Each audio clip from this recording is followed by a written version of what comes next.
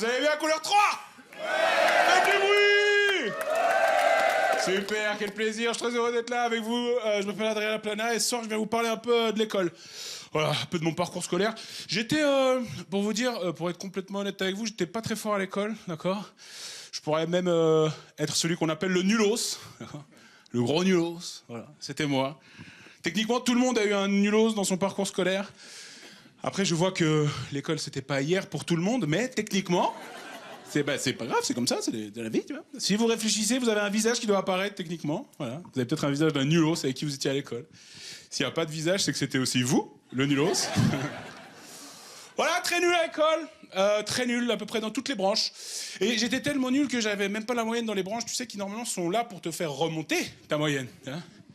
Cours de travaux manuels. Ah. Ça rase. Cours de travaux manuels, en fin d'année, je recevais pas une moyenne sur 6, mais une rente AI. C'est pas facile à vivre. Mais aujourd'hui, j'accepte. Voilà. Aujourd'hui, je l'accepte très bien. Et je suis même très conscient que je sais pas si, par exemple, demain, je recommence l'école. Bah. Demain, je décide que voilà, je reprends mon parcours scolaire. Je suis pas sûr d'être le premier de classe. Voilà, je suis tranquille avec ça. Tu vois. Imagine demain, tu vois, genre lundi. Voilà, lundi, c'est mieux lundi, de reprendre l'école, c'est mieux lundi. Okay. Lundi, je fais ma rentrée en 1P. Okay. Je suis là, je vais dans mon petit cortège, je donne la main à mon 2P. Salut Mathéo, ça va? Super. Je fais mon petit cortège, comme ça, je traverse la cour du préau, tu vois, attention un ballon, hop, tac, on arrive dans le couloir de l'école, on arrive vers notre petit crochet, je mets mon petit goûter, machin, j'enlève mes chaussures, je mets mes pantoufles Cars, taille 48, tac. Puis j'arrive dans la salle, j'arrive dans la classe. Et ben en arrivant, pas sûr d'être le premier. Je suis très tranquille avec l'idée qu'il y a une grande probabilité que potentiellement Héloïse, 5 ans, soit meilleure que moi, d'accord? Parce que soi-disant, elle sait écrire son prénom sans l'aide des parents. Mais voilà, c'est comme ça. Je sais, j'assume. Voilà. Je sais depuis assez longtemps que voilà, moi j'ai 30 ans aujourd'hui, j'ai 2 enfants. Et voilà, je sais que bon, j'assume pleinement qui je suis. Voilà, bon voilà, je suis un petit peu con, voilà, mais tranquille. Pas trop me dévaler, je suis pas méga con, d'accord? Je suis un petit peu con, ça va. Pas monstre con. Un petit peu con, ça arrive. Je suis pas méga con. Je suis un petit peu con. Je mange pas des piles, ok?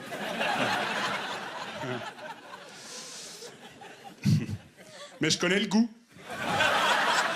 C'est vraiment là, quoi. Voilà. Du coup, j'ai beaucoup triché à l'école. J'étais un gros tricheur. Je pense que j'ai passé des années que j'aurais pas dû passer, très honnêtement. Et je suis assez fasciné par la triche. Ouais. Le concept de tricher, je trouve ça méga intéressant. Rien que de se dire que ici, tous là, on a tous triché à un moment donné. C'est obligatoire. À un moment donné dans notre vie, peu importe la situation, on a tous triché. Il y a des gens, ils vont tricher pour le succès, la gloire. D'autres vont tricher parce que c'est leur seul moyen de survivre, tu vois. Puis après, il y a des gens, ils trichent. On sait pas trop pourquoi. Comme par exemple Monique van der Woest. Est-ce que vous connaissez Monique van der Woest? Nickel, je vous raconte vite fait. Alors ce que je vous propose, c'est de bien attacher votre ceinture parce que ça va déménager, les amis, d'accord? Monique van der Woest, c'est une athlète hollandaise, sans déconner. Monique, elle a triché pendant des années, d'accord? Faut savoir que Monique, c'est une athlète de vélo à bras, voilà. Elle était très célèbre pour le vélo à bras, vélo handisport. Et en fait, pendant des années, elle a fait croire qu'elle était paraplégique pour participer aux plus grandes compétitions de vélo à bras. Voilà. Ça a pas l'air de vous... Non, parce que Monique, pendant un moment, elle a fait croire que ses jambes, elles fonctionnaient pas pour concourir contre des personnes vraiment paraplégiques. Ça a pas l'air de vous... Récapitulons. Monique, elle était là, elle disait, ah, moi je suis paraplégique pour participer à un sport qui, par définition, n'a pas du tout besoin de l'utilisation des jambes afin d'avoir un avantage, ses bras, que les autres ont aussi. C'est inutile, Monique, de faire ça. Ça n'a pas de sens. Tu sais, quand tu triches, tu le fais au moins pour que ça réussisse, quoi. Là, elle est même pas convaincue de la réussite de son truc, tu vois. C'est débile. Je sais pas, c'est comme aller à ton examen de maths, mais avec les réponses de ta trimestrielle d'allemand, tu vois. Léa veut installer une échelle pour atteindre sa mezzanine placée à 3 mètres de hauteur. En sachant que le bas de l'échelle sera placé à 1 mètre du mur, quelle taille doit faire l'échelle pour que Léa puisse aller faire dodo?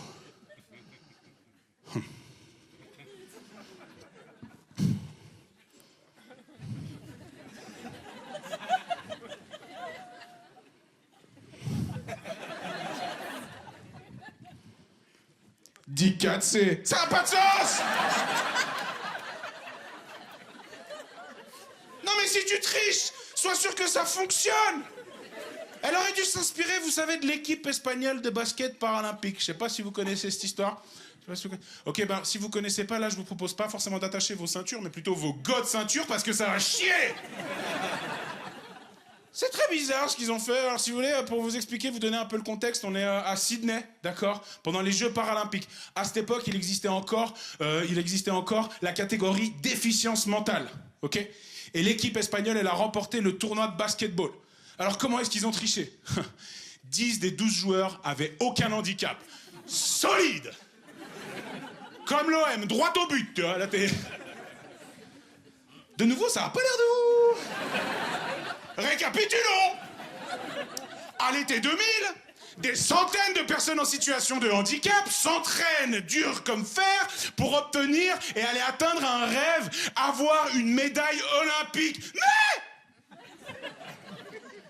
Mais, quelque part, planqué entre Magalouf et Saragosse, il y a 10 Espagnols qui se sont dit « Non, pas avec nous. On va aller là-bas et les baiser. » Ça va les mâles ou quoi? Ils sont tarés. La première fois que j'ai entendu ça, il y a vraiment plein de questions qui me sont venues à l'esprit. Pourquoi faire ça? Pourquoi? Quid des 2 mecs qui avaient vraiment un handicap? Qu'est-ce qu'ils deviennent? Et comment les autres, ils ont pas remarqué? Faut être complètement débile. Non, non. Non, ça je retiens. Je retiens. C'est fou, et forcément ça fait un énorme scandale cette histoire, ça fait un grand scandale. Ça a été dénoncé par un journaliste qui s'appelle Carlos Ribagorda. Le journaliste, il a écrit un petit article, voilà, dans un média, et il a révélé l'affaire. Sauf qu'il y a un petit twist avec Carlos. C'est que Carlos, il fait partie des 10 tricheurs. Voilà. Carlos, en fait, il s'est excusé en disant que lui, il était journaliste d'investigation, infiltré au sein de l'équipe.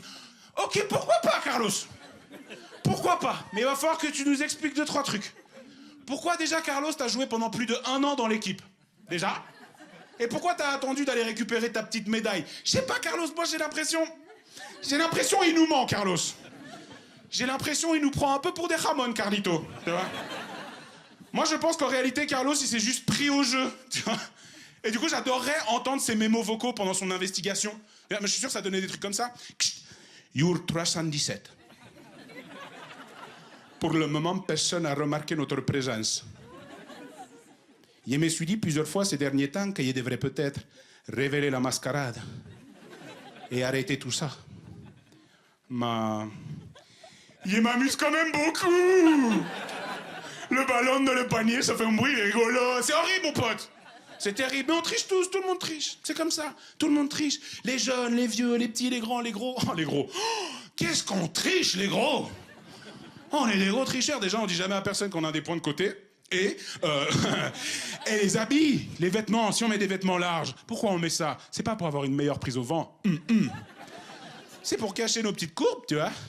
Et moi, à l'époque, j'avais adopté ce style à 100%. D'accord? J'étais bien plus gros et moi, j'avais adopté le style ricain, qu'un riche. Je sais pas si ça parle à des gens. Moi, j'étais ce mec qui se prenait pour un rappeur, qui mettait des vêtements très larges et le pantalon sous le cul. C'était moi, ok? J'adorais m'habiller comme ça, avec ces grands vêtements. Ma pièce maîtresse, c'était un ensemble rouge et noir, matière peau de pêche.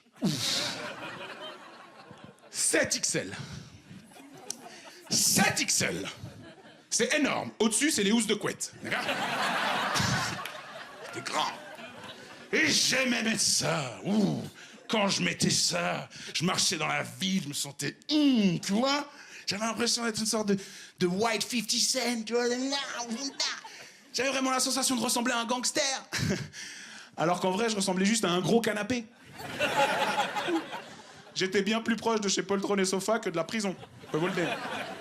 Mais c'est pas facile quand tu fais de la grande taille de t'habiller. C'est pas simple. Quand tu vas dans des magasins classiques, c'est dur de trouver des habits. Moi, je vais dans un H&M, j'ai plus de chances de trouver un gisement de pétrole que du 3XL. D'accord? Voilà, c'est comme ça. Mais en vrai, j'exagère peut-être un peu. Peut-être pour les gens qui font un peu ma taille, tu peux trouver des trucs. En général, t'as deux possibilités. Soit tu mets ces chemises hawaïennes très flashy, vous voyez? Tu sais, tu mets ça et toute l'année, tu ressembles à un Allemand au Club Med. Tu vois? Ça? Ou alors la deuxième possibilité, c'est les polos. Les polos.